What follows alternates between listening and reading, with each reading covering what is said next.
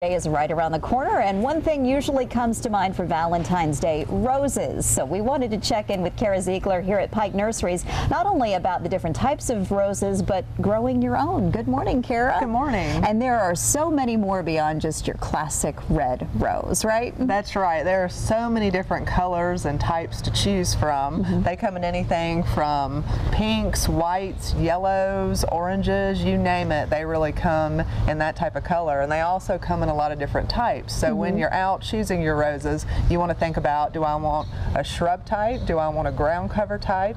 There's climbing roses, and there's also tree form roses that do good in pots. Right, and usually when people are thinking about growing roses, it's considered to be kind of daunting. It's not something that many people are comfortable just jumping right into. Why do you think that's the case? That's right. They're thought of as being tricky, but if you have the right tools and the right know-how, it can be very easy for anybody to have roses in their garden. All right, you've got the know-how. Share that with us. What do we need to know to get started? Okay, well, first of all, there's several different types. Most people are familiar with the knockout roses. That's the low maintenance, easy, disease resistant that most people use. So they come in a lot of different colors, and they're a shrub type.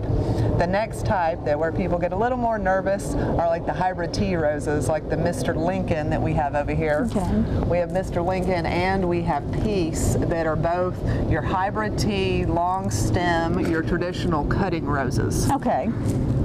Next, we have ground cover roses, like your drift roses. These are also one that is very easy, low maintenance, blooms constantly. Okay. And then last, we have climbing roses. Here we have a pretty and pink rose, which is one that you can put on an arbor or a trellis and will climb all over it and be beautiful. Very nice. Okay, so when you're going to get started, once you've chosen what you need, how do you get this going? Okay, so now is really the perfect time to plant roses. Okay. We sell them in these plantable pots, which are great because you can just plant this directly into the ground and it will disintegrate. Oh, perfect. When you do plant roses, they need really good soil, so you want to make sure to use planting mix 50-50 with the native soil that's there. Okay. Also, you want to water them in really good. They need to be watered supplementally all summer. You want to put mulch down when you plant them.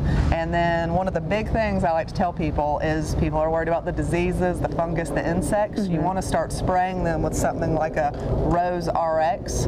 You want to start spraying them in April and continuously do maintenance spraying all the way through summer. And then you want to fertilize them right when you plant them, and then about once a month all the way through the growing season. Thank you very much, Kara. Thank you. Coming up next on Good Day